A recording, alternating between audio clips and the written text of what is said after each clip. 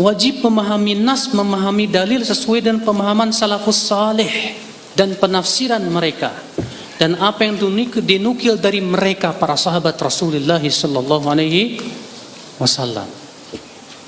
Akhi, pemahaman para sahabat lebih daripada kita.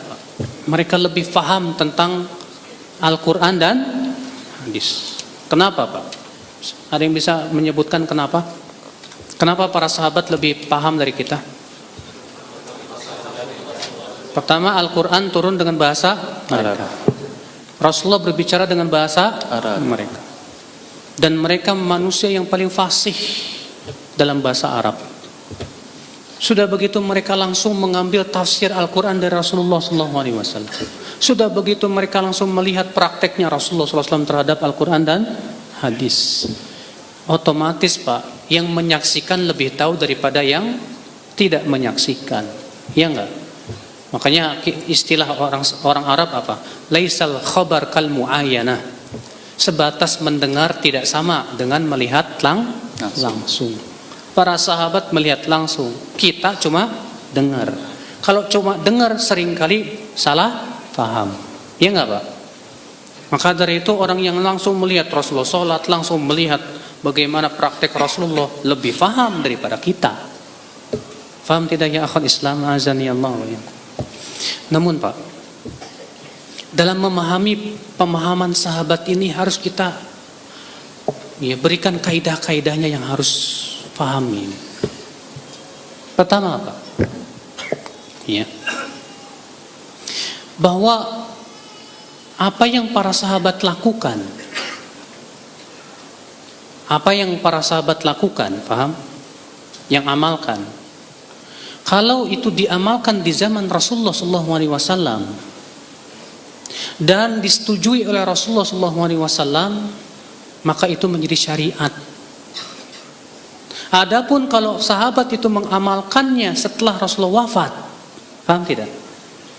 Dan beliau amalkan dan kemudian kita lihat, adakah penyelisihan dari sahabat lain? Kalau ternyata ada penyelisihan dari sahabat yang lain, itu bukan hujjah. Kalau itu tidak ada sahabat yang menyelisihinya, ini menjadi perselisihan para ulama, itu hujjah atau bukan. Masalahnya Pak, bukan apa-apa. Di zaman sekarang ada orang yang mengatakan boleh, nggak masalah membuat ibadah baru. Alasannya dulu di zaman sahabat ada sebagian sahabat bikin ibadah dan Rasulullah menyetujuinya. Sebuah contoh misalnya, ada sahabat Nabi Shallallahu Alaihi Wasallam ketika Rasulullah Shallallahu Alaihi Wasallam sholat, sami Allahu liman hamidah. Apa kata sahabat itu? Rabbana lakal hamdu hamdan katsiran thayyiban mubarakan. Setelah selesai sholat, Rasulullah bersabda, siapa di antara kalian yang mengatakan ucapan tadi? Kata seorang sahabat, aku hai Rasulullah. Apa kata Rasulullah? Sungguh aku melihat ada 30 malaikat yang berlomba-lomba siapa yang pertama kali mencatatnya. Lalu ada sebagian orang berpendapat begini, lihat sahabat ini bikin bacaan sendiri. Bikin apa? Bacaan sendiri. Dan Rasulullah SAW mengatakan, Masya Allah, berarti itu menunjukkan sahabat aja bikin bid'ah kok, bikin bacaan sendiri. Boleh dong kita bikin bacaan sendiri. Masa sahabat boleh, kita nggak boleh? Kita katakan, akhi, sahabat ini hidup di zaman siapa? Yang menyetujuinya siapa? Rasulullah menyetujuinya pakai apa? Rasulullah menyetujuinya dengan apa? Dengan wahyu langsung dari Allah. Mungkinkah dikiaskan dengan zaman sekarang? Antum bikin sendiri, siapa yang menyetujui antum? Oh kiai dapat wahyu dari mana? Ya akhi, jangan anda kiaskan Rasulullah SAW dengan siapa? Dengan manusia biasa. Rasulullah SAW diberikan oleh Allah wahyu. Maka siapa yang menganggap ada kiai diberikan wahyu, dia sama saja mengatakan ada nabi setelah Rasulullah SAW. Tidak ada setelah Rasulullah yang diberikan wahyu ya akhi. Wahyu hanya diberikan kepada Rasulullah. Rasulullah meninggal, wahyu telah terputus. Dan agama Islam sudah sempurna. Maka tidak boleh berdalil dengan perbuatan sahabat di zaman Rasulullah SAW, karena apa yang sahabat lakukan dan ditetapkan oleh Rasulullah itu berdasarkan wahyu. Berdasarkan apa, Pak? Wahyu.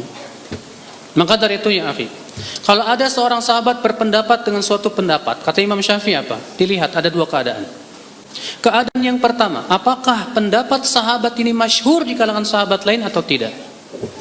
Kalau ternyata sahabat ini pendapatnya masyhur di kalangan sahabat yang lainnya, ya, masyhur di kalangan sahabat yang lainnya, maka pada waktu itu ya akhal Islam, kita lihat ada nggak pengingkaran. Kalau tidak ada yang mengingkari satupun dari para sahabat, menurut Imam Syafi'i itu hujah. Ya, paham tidak Pak? Ini sebetulnya sering dibahas ya, dan insya Allah antum sudah paham masalah ini. Ya. Maka ya akhi, ini kaidah yang kedua yang saya perlu sebutkan tadi. Ya. Kaidah selanjutnya yang berhubungan perbuatan sahabat, Pak. Apabila para sahabat tidak melakukan suatu perbuatan, perhatikan. Apabila para sahabat tidak melakukan suatu perbuatan, yang tidur mas? Enggak. Ya. Oh, sedang fokus, masya Allah. Apabila para sahabat tidak melakukan suatu perbuatan, dilihat kenapa mereka meninggalkan. Kalau mereka meninggalkannya karena belum ada pendorongnya di zaman sahabat, belum apa? Belum ada pendorongnya di zaman sahabat, belum dibutuhkan. Lalu kemudian setelah itu dibutuhkan dan maslahatnya jauh lebih besar, boleh, nggak masalah. Contoh, di zaman sahabat belum ada ilmu hadis, ada nggak? Ada ilmu hadis? Ada ilmu hadis? Belum. Ilmu hadis baru muncul di zaman Syafi'i, Imam Syafi'i. Zaman setelahnya. Paham nggak mas? Iya. Nah, ilmu hadis boleh nggak Pak? Nggak ada zaman sahabat kok. Kita katakan di zaman sahabat belum dibutuhkan ilmu hadis. Orang mereka langsung ketemu Rasul, ngapain? Dan para sahabat semuanya adil, paham tidak Pak? Para sahabat semuanya apa? Adil, tapi para sahabat sudah memberikan kepada kita Pak dasar-dasar ilmu hadis. Contoh bagaimana Umar sangat ketat dalam masalah meriwayatkan hadis. Sampai-sampai Umar mencabuk Abu Hurairah gara-gara Abu Hurairah sering meriwayatkan hadis. Sampai-sampai ada sahabat yang menyampaikan hadis kepada Umar, diancam sama Umar, kalau kamu tidak membawa saksi, aku pukul kamu.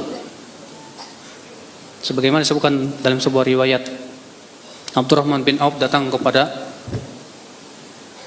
jam berapa sekarang? Masih lama Ustaz. Oh masih lama, alhamdulillah. 1,5 jam lagi Ustaz. Sampai jam 11 kita Ustaz. Kirain udah jam 11. Cepet amat kayaknya gitu ya. Aduh, sampai mana tadi? Hah? Khalifah Umar Ustaz. Di zaman Umar, ya, Abdurrahman bin Auf datang ke rumah Umar, diketok pintu, tok-tok, 3 kali diketok, pulanglah dia. Umar buka, Abdurrahman kemari, kenapa kamu pergi? Kata Abdurrahman bin Auf, karena aku mendengar sabda Rasulullah, kalau kamu mengutuk pintu 3 kali dan tidak diucapkan salam, pulang. Langsung ditarik kerahnya Abdurrahman bin Auf. Kalau kamu tidak membawa saksi, aku pukul kamu. Wah, takutan Abdurrahman bin Auf.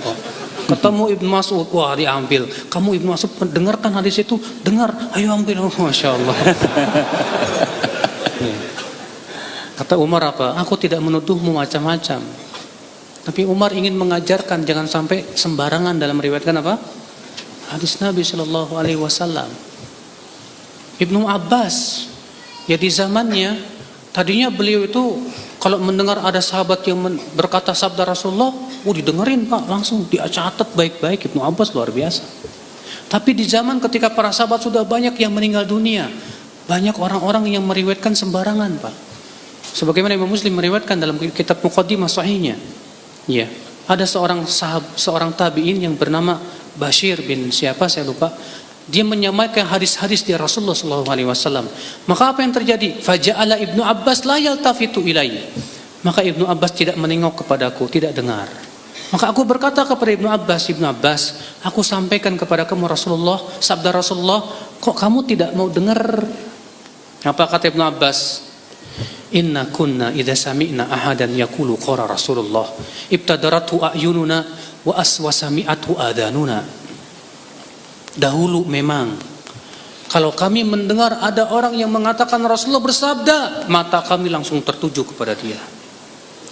Pendengaran kami sudah siap-siap untuk mendengarnya. Falamma raqiban nasa sa'bu wad-dalul.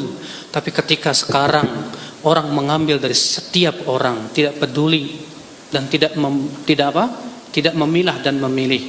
Lam na'khudh illa man arafna, illa mimman arafna. Kami tidak lagi mau mengambil kecuali dari orang yang kami kenal saja. Tuh Ibnu Abbas sudah memberikan kepada kita apa? Ya, dasar-dasar ilmu hadis. Maka para tabiin melihat sahabat begitu, mulai mereka berhati-hati, Pak.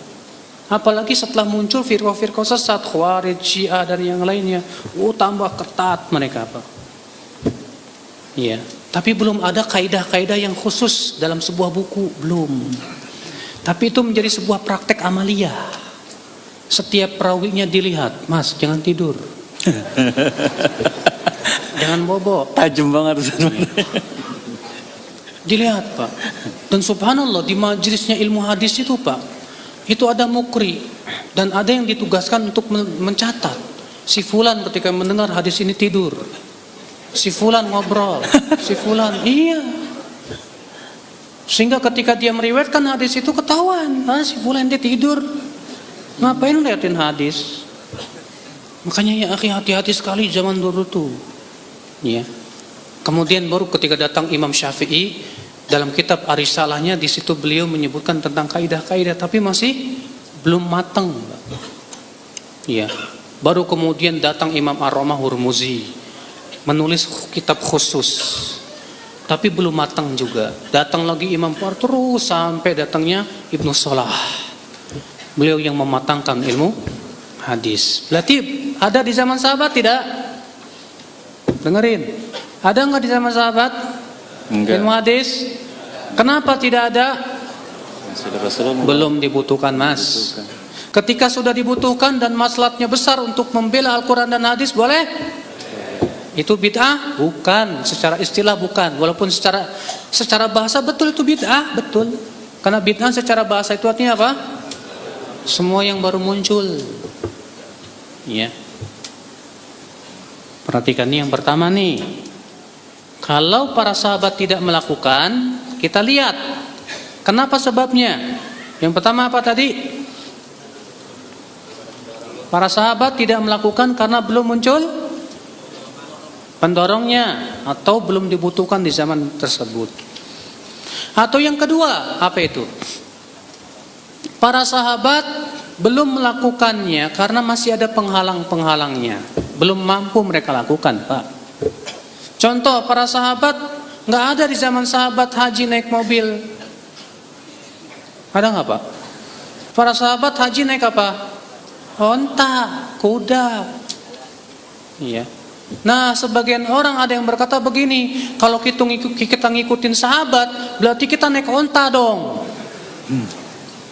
Ini orang asbun, tahu asbun, Pak? Asal bunyi.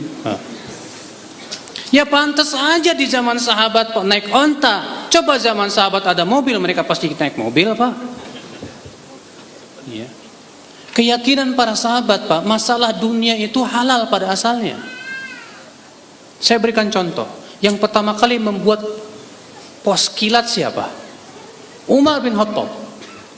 Umar, ya, membuat pos-pos, setiap pos diisi kuda-kuda yang dirampingkan dengan jalak, ya, setiap berapa mil ada posnya, Pak. Jadi kuda itu berlari kencang, sekencang-kencangnya sampai ke pos itu. Diganti lagi kuda yang baru, kencang lagi pos segitu. Terus yang tadinya kalau ngirim surat bisa berbulan-bulan, ini cuma 3 hari sampai. Yang pertama kali bikin siapa? Umar bin Khattab. Bid'ah. Enggak ada satupun yang mengatakan itu bid'ah. Ini masalah duniawiyah, Pak. Halal, enggak masalah.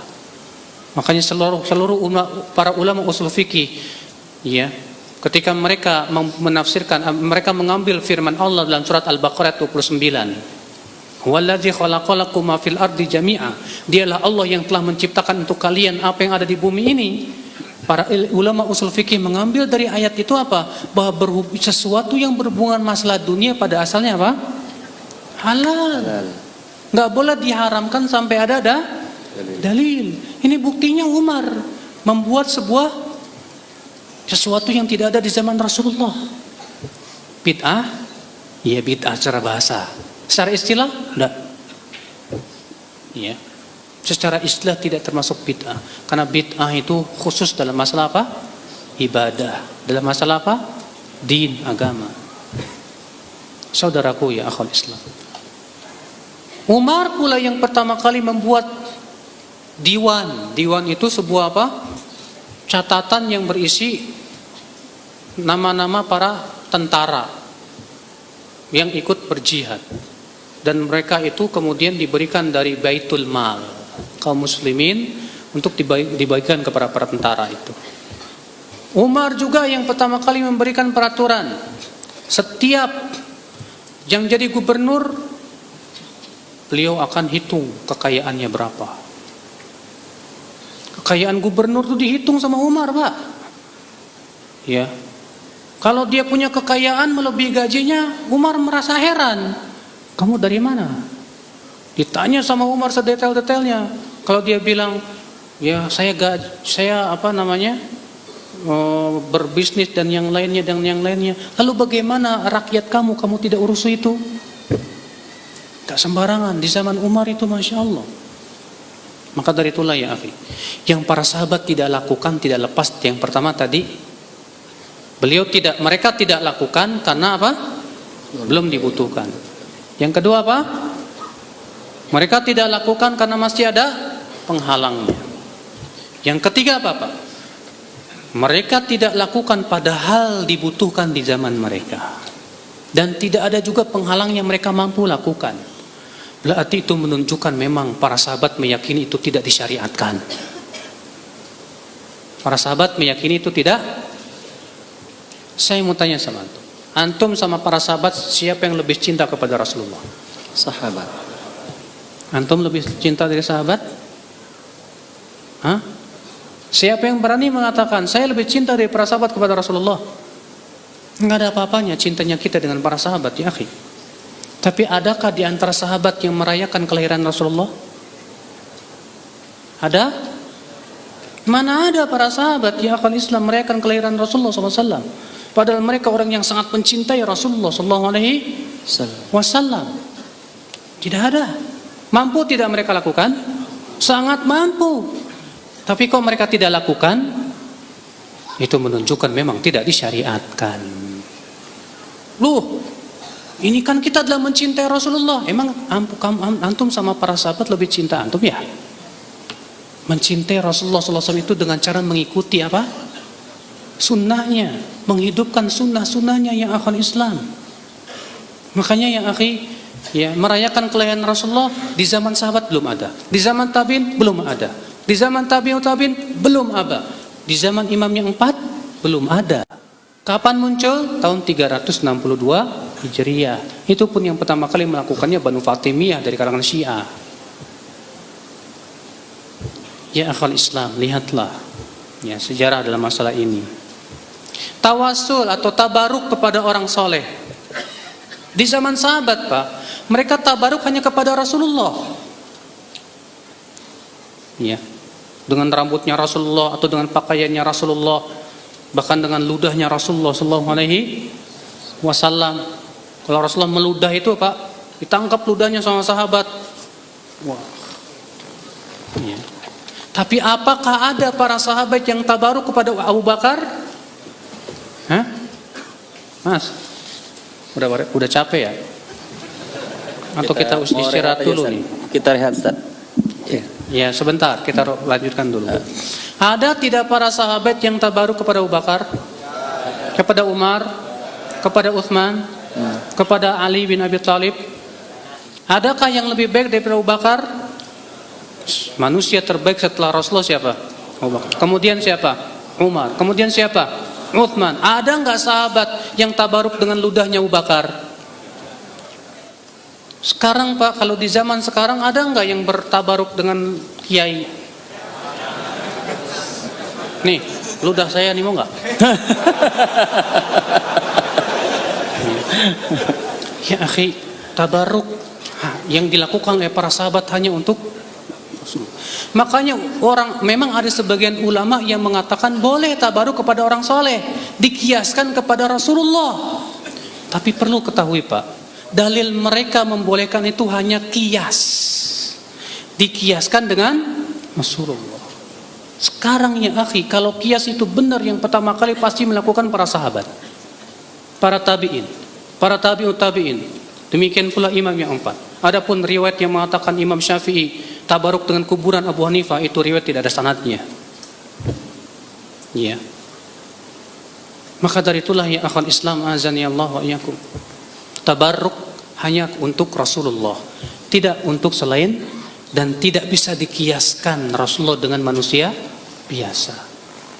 Rasulullah itu tubuhnya beda Pak. Rasulullah pernah datang ke rumahnya Ummu Sulaim. Kemudian dalam keadaan panas beliau tidur, bercucuranlah keringat beliau. Lalu Ummu Sulaim langsung membawa apa? Botol minyak wangi. Dimasukkannya keringat Rasulullah SAW ke botol minyak wangi. Kata Ummu Sulaim apa? Sungguh keringat Rasulullah lebih wangi dari minyak wangi. Coba keringat antum. Boleh. Jadi tubuh Rasulullah beda. Memang Allah memberikan kepada tubuh Rasulullah beda Pak, keberkahan. Rambutnya Rasulullah SAW, Rasulullah ketika haji wada, beliau mencukur rambutnya. Maka Rasulullah cungkur sebelah kanannya, diberikan kepada seorang sahabat. Iya. Cukur lagi sebelah kirinya, diberikan kepada sahabat dan bilang, bagikan kepada para sahabat yang lain. Maka para sahabat pun menjadikan itu sebagai apa? Untuk berkah, keberkahan. Tapi tidak ada satupun riwayat mereka bertabaruk kepada Abu Bakar, Umar, Uthman, Ali. Padahal mereka sebaik-baiknya manusia. Abu Bakar lebih baik daripada Imam Syafi'i Pak. Abu Bakar jauh lebih baik dari seluruh dunia yang ada. Sampai-sampai kata Umar, kalaulah imannya Abu Bakar ditimbang dengan iman seluruh manusia di dunia, lebih kuat imannya Abu Bakar radhiyallahu anhu arda. Maka dari itulah Pak, tabaruk kepada orang soleh tidak dikenal di zaman sahabat, dan itu tidak sesuai dengan pemahaman para sahabat Rasulullah Sallallahu Alaihi Wasallam. Ya, dan itulah pendapat yang paling kuat. Wallahu a'lam. Kita istirahat dulu ya. Ya. Tadi kita sudah membahas bahwa wajib memahami Al-Quran dan hadis sesuai dengan apa yang dipahami oleh siapa? Para sahabat Rasulullah Sallallahu Alaihi Wasallam. Dalam hal ini saya sudah berikan kaidah ya, yang sudah kita bahas yang terakhir tadi. Kenapa kalau ada suatu ibadah yang tidak dilakukan oleh sahabat Nabi Sallallahu Alaihi Wasallam, maka kita lihat apakah mereka meninggalkannya itu karena belum dibutuhkan di zamannya, atau karena masih ada penghalangnya. Kalau ternyata mereka tinggalkan sementara dibutuhkan di zaman mereka, dan juga tidak ada penghalangnya, artinya mereka mampu melakukan itu, maka itu menunjukkan bahwa para sahabat ya tidak mau atau tidak menganggap itu disyariatkan. Makanya Hudzaifah ibn Yaman berkata, kullu ibadatin lam yata'abbadha ashabu Rasulillah sallallahu alaihi wasallam fala tata'abbaduha.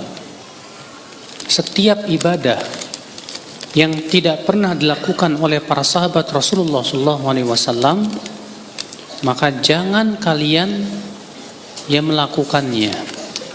Setiap ibadah yang tidak pernah setiap ibadah yang tidak pernah dilakukan oleh para sahabat Rasulullah sallallahu alaihi wasallam, jangan kalian lakukan. Ya. Kenapa? Masalah ibadah sudah dijelaskan oleh Rasulullah sallallahu alaihi wasallam. Semua. Tidak ada satupun yang memasukkan ke dalam surga dan menyelamatkan dari api neraka kecuali sudah dijelaskan oleh Rasulullah sallallahu alaihi wasallam. Ikhwatul Islam azani Allah wa iyyakum. Ini yang berhubungan dengan perkara yang para sahabat tidak melakukannya, ya ikhwatul Islam. Adapun sudah kita sebutkan tadi yang sebelumnya tentang perkara yang diperbuat oleh para sahabat. Maka perbuatan para sahabat sudah saya sebutkan tadi tidak lepas dari dua keadaan. Keadaan yang pertama di zaman siapa? Rasulullah sallallahu alaihi. Maka kalau itu disetujui oleh Rasulullah itu jadi syariat. Tapi kalau tidak disetujui oleh Rasulullah maka tidak menjadi apa? Syariat. Ada tidak perbuatan sahabat yang tidak disetujui oleh Rasulullah? Banyak. Di antaranya seperti ada 3 sahabat yang datang kepada istri-istri Rasulullah SAW. Lalu mereka bertanya bagaimana sih ibadahnya Rasulullah SAW.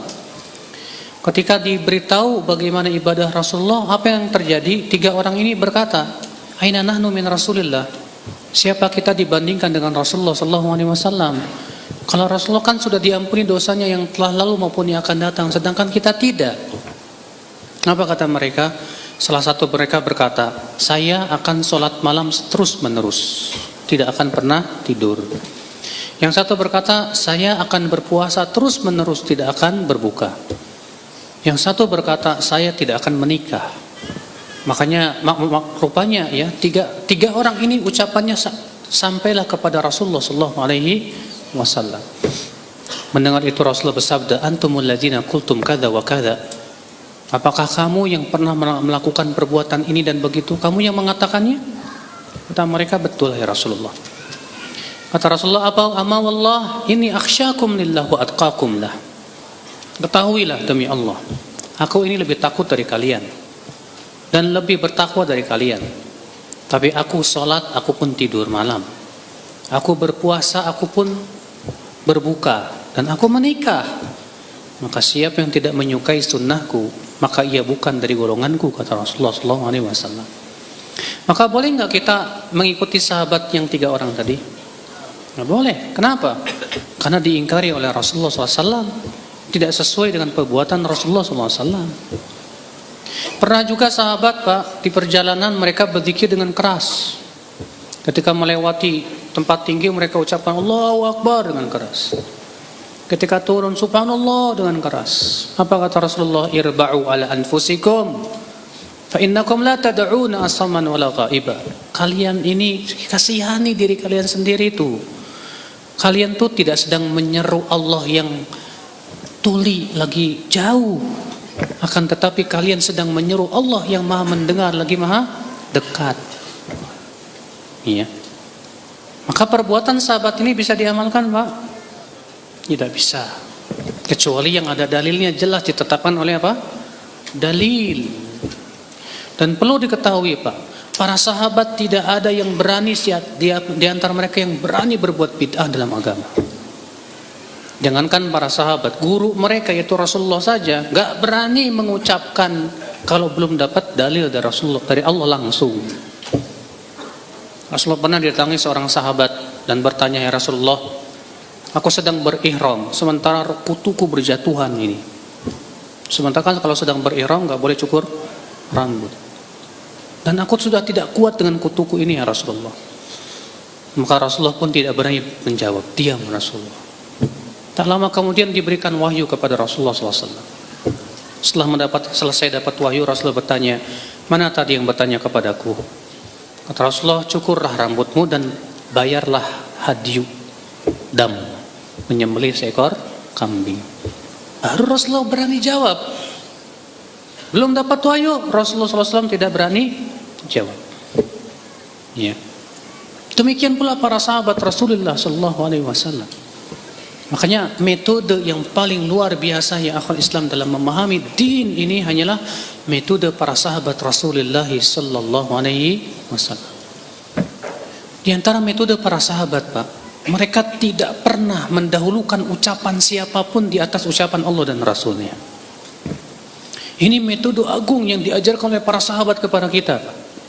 Tidak ada satupun sahabat yang mendahulukan perkataan Abu Bakar daripada perkataan Rasulullah. Ada? Tidak ada. Ibnu Umar, beliau pendapatnya haji tamattu sama dengan Ibnu Abbas. Tapi ketika ditegur kepada Ibnu Umar, ayahmu Umar menyelisih pendapatmu. Apa kata Ibnu Umar? Ucapan yang luar biasa. Apakah ayahku lebih aku dahulukan atau sabda Rasulullah SAW? Luar biasa ucapan Ibnu Umar ini, Pak. Naam, para sahabat kalau tidak mendapatkan dari Rasulullah, mereka melihat ada nggak fatwa Abu Bakar. Kalau tidak ada fatwa Abu Bakar, mereka lihat ada nggak fatwa Umar. Kalau mereka dapatkan fatwa Abu Bakar, mereka pegang kuat-kuat fatwa Abu Bakar. Iya, kalau sudah tidak ada nas dari Al-Quran dan hadis Nabi Sallallahu Alaihi Wasallam, demikian kita bersikap. Selama ada dalil nas dari Al-Quran dan hadis, pendapat siapapun dari ulama, ya, minggir dulu. Dalil dari Al-Quran dan hadis itulah yang lebih kita dahulukan, Pak, karena inilah metode para sahabat Rasulullah SAW. Sudah saya sebutkan tadi, Pak, perkataan Ibnu Abbas, ya, bahwa Ibnu Abbas berkata apa? Yushiku an tanzila alaikum hijaratun minas sama, hampir-hampir turun batu dari langit kepada kalian. Aqulu lakum qala Rasulullah, aku sampaikan kepada kalian sabda Rasulullah, lantas kalian menyampaikan kepadaku perkataan Abu Bakar dan Umar. Artinya kalau sudah ada nasnya jelas, nih nas masalahnya. Tahu nggak nas, Pak? Hah? Nas apa nas? Nas itu bukan cuma dalil.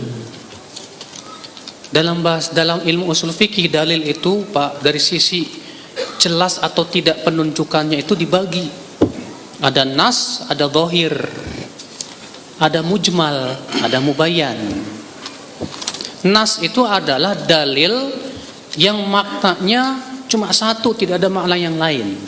Jelas, gamblang sudah. Ini namanya apa? Nas. Contoh nas sabda Nabi, kullu muskirin khamrun. Setiap yang memabukkan itu arak. Wa kullu khamrin haram. Setiap arak itu haram. Rasulullah mentansis jelas tegas di situ. Setiap yang memabukkan itu apa? Haram. Setiap yang memabukkan haram. Nas. Ada lagi namanya zahir. Apa zahir? Yaitu dalil yang mempunyai dua makna atau lebih, tapi yang satu lebih kuat daripada yang lainnya. Makna yang satu lebih kuat daripada makna yang lainnya. Nah, kebanyakan perselisihan para ulama itu dalam masalah dalil yang seperti ini, Pak. Apakah makna hadis ini sesuai dengan zahirnya atau tidak? Paham tidak, Pak? Hah? Nggak paham ya? Iya. Tolong fokus dulu ke saya, Pak. Jangan ngeliatin Bang Heru. Masalahnya antum pada ngeliatin Bang Heru sih. Iya. Yang ceramah saya bukan Bang Heru. Nas itu tadi apa? Dalil yang maknanya cuma satu, jelas, gamblang sudah. Tidak mengandung makna yang lain. Zahir apa? Dalil yang memiliki dua makna atau lebih, tapi salah satunya yang paling kuat. Paham tidak, Pak? Saya mau tanya, kalau saya ngomong ke antum, saya ngelihat singa tadi, apa yang antum pahami? Kau diem? Tadi saya ngelihat singa, yang antum pahami apa? Enggak, singa ini apa maknanya? Yang antum pahami hewan buas. Masih ada enggak kemungkinan yang lain makna singa? Ada. Yaitu lelaki yang kuat dan hebat, pemberani, singa. Tapi kiasan. Ada nggak kemungkinan saya bilang, saya melihat singa tadi maksudnya laki-laki yang kuat? Ada kemungkinan nggak Pak? Ada, tapi yang paling kuat yang mana? Makna yang pertama, binatang Bos. karena perkataan seseorang harus dibawa dulu kepada makna yang langsung dipahami. Paham tidak? Tidak boleh dibawa kepada makna yang lain kecuali kalau ada indikasi. Contoh, saya tadi melihat singa menunggang kuda. Gak mungkin antum pahami itu binatang ternak. Binatang buas. Gak mungkin orang nunggang kuda kok. Berarti apa maknanya? Oh, maknanya laki-laki yang, berarti makna yang kuat tadi tidak mungkin kita pakai karena ada indikasi yang menunjukkan, memalingkan makna kepada makna yang, paham gak Pak? Paham? Sekarang Pak, kalau kita berbicara sehari-hari, yang kita ambil makna yang lemah atau makna yang kuat? Kuat dulu. Gak boleh dibawa kepada makna yang lemah kecuali dengan dalil atau indikasi. Paham tidak?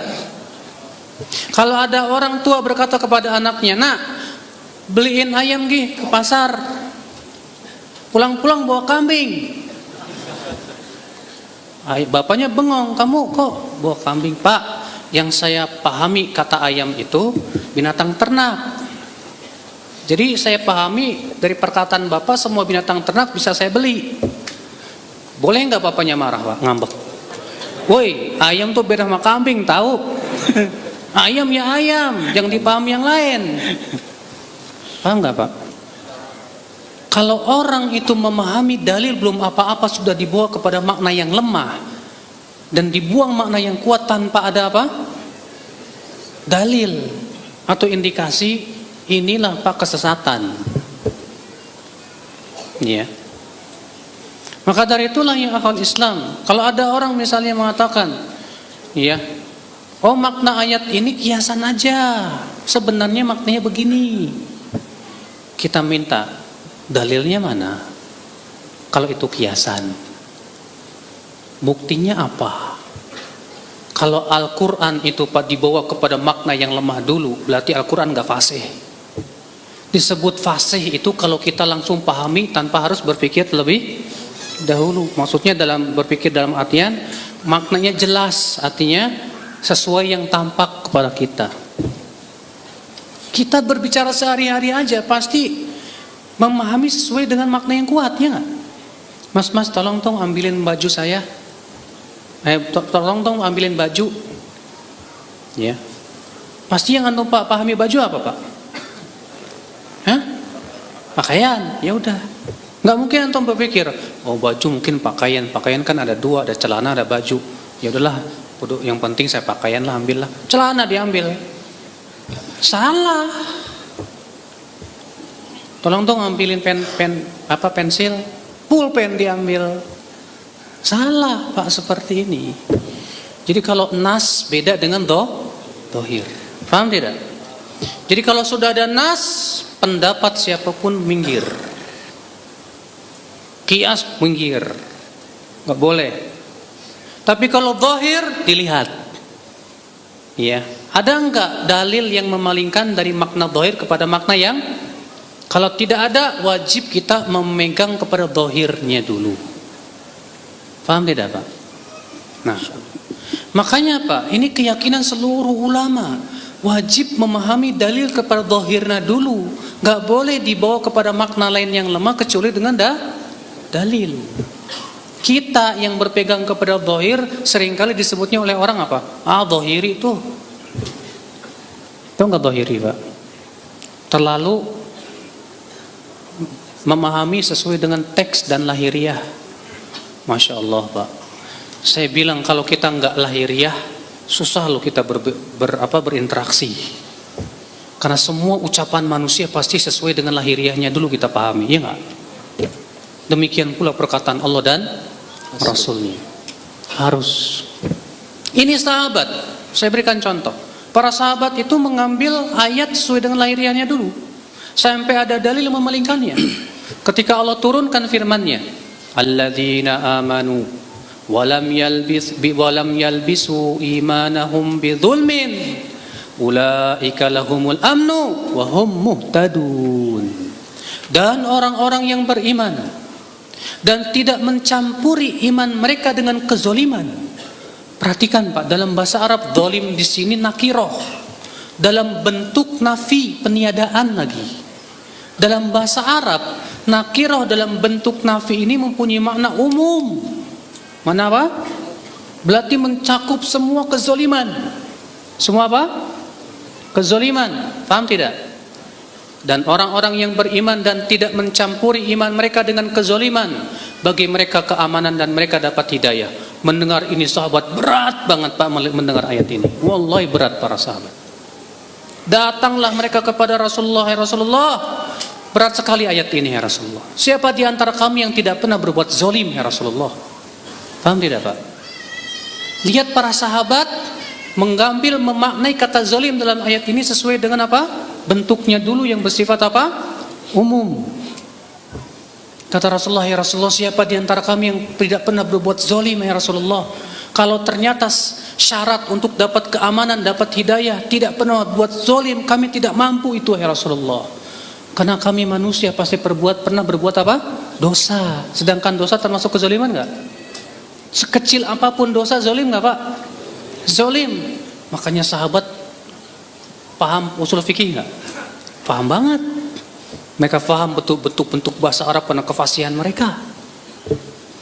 Maka baru Rasulullah SAW menjelaskan, bukan itu maksud zolim dalam ayat itu. Apa kalian tidak mendengar ayat yang lain? Allah berfirman, Inna syirka la dzulmun azim. Sesungguhnya syirik itu kezaliman yang rupanya Rasulullah menjelaskan yang dimaksud dengan zalim itu apa? Syirik. Baru para sahabat paham makna zalim di sini rupanya yang lain. Apa itu? Syirik. Paham tidak Pak? Nah itulah metode para sahabat dalam memahami ayat, dalam memahami dalil. Tidak boleh dipalingkan dulu kepada makna yang lain kecuali kalau memang ada dalil yang kuat. Beda dengan orang yang tidak mengikuti metode para sahabat. Ketika Allah berfirman Ar-Rahmanu 'alal 'arsy istawa. Ar-Rahman istawa di atas arasy. Apa kata mereka yang tidak menerima Allah bersemayam di atas arasy? Istawa kan maknanya banyak. Ya. Tidak bisa kita bawa kepada satu makna. Padahal Pak, istawa itu kalau istawa doang betul maknanya ada 6. Tapi kalau istawa ala setelahnya ada ala, tidak ada makna kecuali satu, yaitu ala dan ala wartafa, tinggi. Ya, dan ini yang dipahami oleh para ulama bahasa Arab seperti Ibnul Arabi, ya, dan yang lainnya. Ya. Nah, mereka tidak menerima Allah bersemayam di atas arasy. Ketika mereka mengatakan membawakan ayat ini Ar-Rahman 'alal 'arsy istawa, gak mungkin Allah bersemayam di atas arasy. Kenapa? Gak masuk di akal. Karena kalau Allah bersemayam di atas arasy berarti Allah butuh tempat. Mereka jadikan dalil akal untuk memalingkan. Padahal ya akhi, dalil akal ini tidak boleh dijadikan dalil kalau ternyata jelas-jelas bertabrakan dengan nas. Dengan tidur Mas, pusing ya, nggak paham ya? Apa gimana? Khusyuk Ustaz, khusyuk. Pahami ya. Tolong, ini masalah cukup butuh pemahaman soalnya. Ya. Maka mereka palingkan, oh maksudnya istawa itu istaula. Istaula artinya menguasai. Jadi artinya apa? Ar-Rahman menguasai arasy. Padahal Pak, seorang ulama bahasa Arab terkemuka mengingkari pemahaman ini. Beliau bernama Ibnul Arabi. Beliau ketika mengatakan, ada orang mengatakan istawa di sini maknanya istaula. Apa kata dia? Uskut, diam kamu. Dalam bahasa Arab, kata istaula menguasai itu tidak bisa kecuali kalau ada lawannya. Allah menguasai aras. Artinya istaula dalam bahasa Arab itu menguasai kalau ada lawannya. Kalau ada apa? Seperti misalnya Jakarta diduduki oleh Belanda, kemudian kita lawan, menanglah kita. Kita yang menguasai Jakarta, misalnya Pak. Maka kita itulah namanya istaula. Itu dalam bahasa Arab kata Ibn Arabi. Iya. Sedangkan Allah tidak ada lawannya. Siapa lawan Allah? Emang sebelum dikuasai oleh Allah, arsy itu siapa yang nguasain tuh arsy? Nggak ada Pak. Maka dari itulah ya akhul Islam azani Allah wa iyyakum. Sebelum arsy nggak ada. Sebelum Allah menciptakan arsy, Allah di mana? Kepo. Kok kepo? Iya Pak, karena Allah berfirman, la yus'alu amma yaf'al wa hum yus'alun. Allah tidak boleh ditanya tentang apa yang Allah lakukan. Mikirin kayak gituan pakai akal susah loh Pak. Terus sebelum Allah menciptakan langit dan bumi termasuk arsy, Allah di mana, ngapain aja Allah? Kepo loh. Nggak usah ditanya itu. Itu urusan Allah, hanya Allah yang maha tahu. Iya, Dia maha kuasa atas segala sesuatu. Makanya ya akhi, ya, para sahabat nggak pernah nanya kepada Rasulullah, ya Rasulullah, gimana sih caranya Allah tertawa? Enggak. Ketika Rasulullah SAW bersabda kepada seorang Arab Badawi, Allah tertawa. Apa kata Arab Badawi ini? Lan na'dima khairan min rabbin yadhak. Kalau gitu kita tidak akan kehilangan kebaikan dari Allah yang tertawa. Orang Arab itu nggak tanya ke Rasulullah, ya Rasulullah, tertawanya kayak kita apa gimana ya? Dipikirin nggak ada satupun sahabat nanya kepada Rasulullah begitu Pak. Iya. Inilah ya akhul Islam azani Allah wa iyyakum, metode para sahabat dalam masalah akidah, ya, dalam masalah fikih, dalam masalah yang lain, memahami dalil sesuai dengan apa? Lahiriahnya dulu. Tidak memalingkan kecuali dengan apa? Adanya apa? Dalil yang menunjukkan kepada hal itu. Paham tidak Pak? Na'am ya akhul Islam. Iya. Makanya penting akhi, merujuk pemahaman sahabat itu penting. Para tabi'in saja merujuk sahabat ketika muncul pemikiran yang menyeleneh di zamannya. Insyaallah antum pernah dengar kan kisah tentang munculnya Qadariyah, tahu kan? Waktu itu Ibnu Umar mengatakan adalah yang pertama kali muncul di Basrah itu siapa? Yang pertama kali menolak takdir itu di kota Basrah, namanya Ma'bad al-Juhani. Maka aku bersama Humaid bin Abdurrahman pergilah kemana? Ke Mekah untuk bertanya kepada para sahabat tentang masalah itu. Ceritakan kepada Ibnu Umar. Apa kata Ibnu Umar? Kalau kamu bertemu dengan mereka, beritahu kepada mereka bahwa aku berlepas diri dari mereka dan mereka berlepas diri dari aku. Lihat, para tabi'in saja nanya ke sahabat dalam menilai berbagai macam akidah yang baru muncul. Kita juga sama Pak. Harus, ya. Nah inilah saudara-saudaraku sekalian. Yang jelas Pak, agar kita mengetahui bagaimana pemahaman para sahabat, tidak mungkin secepat ini kita duduk di sini. Hanya beberapa jam, enggak mungkin. Harus ada kajian rutin.